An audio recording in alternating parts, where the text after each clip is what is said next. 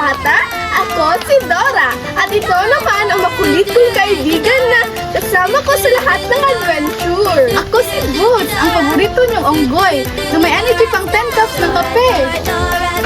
Boots, ready ka na ba sa adventure natin? Ready na. Ano bang hahanapin natin? Pagkain? Bagong sapatos? Tsokolate? Hindi! Hahanapin natin ang kita! Sino si Tita Dora? Klase mo ba yan? Cash mo ba yan? Hindi, Boots! Ang kita ay mula sa pinagkikitaan ng tao mula sa trabaho o negosyo. Ay, akala ko yung character. So, pera pala ang hahanapin natin. Let's go, Dora! Pero teka lang, hindi natin ito kaya mag-isa. Kailangan natin ng tulong mula sa pinakasiga at pinakamarunong sa buong mundo. Dora! If there's a place you gotta go, I'm the one you need to know. I'm the map. I'm the map. I'm the map. If there's a place you gotta get, I can get you there, I bet. I'm the map. I'm the map. I'm the map. I'm the map. I'm the map. I'm the map. I'm the map. I'm the map. I'm the map. I'm the map. I'm the map. I'm the map. Tada! I'm here! Ako si The Map. Ang pinakagwapo, pinakamatali, at pinakamaingay. Uy, Boots, huwag kang bitter. May echo pa nga ako. I'm the map. I'm the map. I'm the map. Tulungan mo naman kami. Ano bang kailangan naming puntahan para mahanap namin ang kita? Simple lang. Para maintindihan ang kita, kailangan nating pumunta sa 3 lugar. Una ay ang lugar ng trabaho para malaman ano ang kita. Pangalawa ay ang lugar ng panahon para malaman kailan makikita ang kita. At ang pangatlo naman ay ang lugar ng demand para malaman paano maapektuhan ng kita ang demand. Wow! Parang field trip pero walang snacks! Sige, kapag nakompleto na yan, bibigyan ko kayo ng bonus info. Ang highest paying job ng Pilipinas! Tara mga bata! Sabay-sabay nating sabihin, hanapin natin ang kita! Welcome sa lugar ng trabaho. Dito natin malalaman kung ano ang kita. Map, baka may libreng snack dito ah. Feeling ko hungry ako. Not just curious. Focus, Boots! Ang kita ay kabuuang pera na kinikita ng tao mula sa trabaho o negosyo. Halimbawa, kapag nagtuturo ang teacher, may kita siya mula sa sahod. Kapag nagbebenta ng fishball si Manong, may kita rin siya sa kanyang tinda. So lahat ng mga taong nagtatrabaho, may kita! Ay ako, Dora, lagi ako nag-aalaga ng hadyo. May kita rin ba ako? Meron! Kita ng tawa! Tuwan, Mom!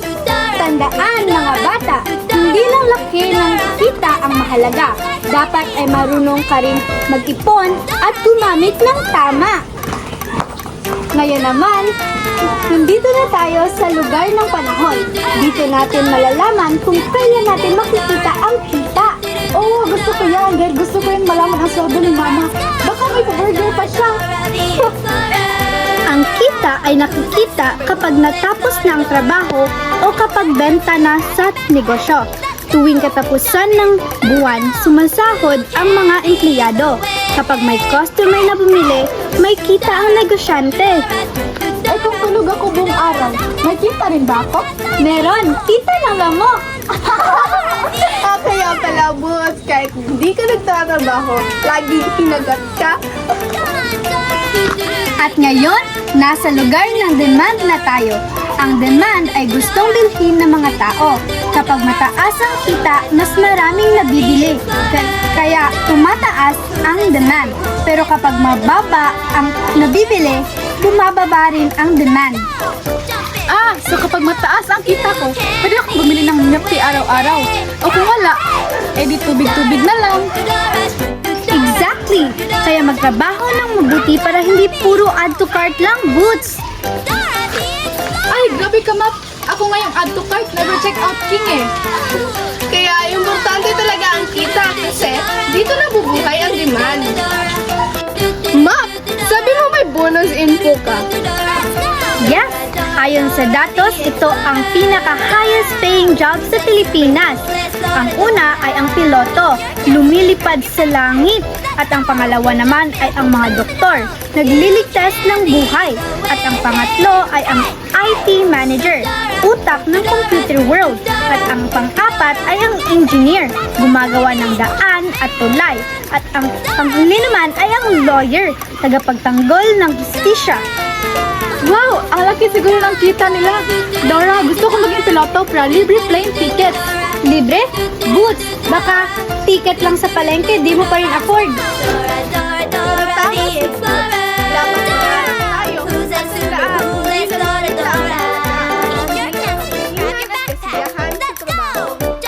Yehey! Natutunan natin lahat kung ano ang kita.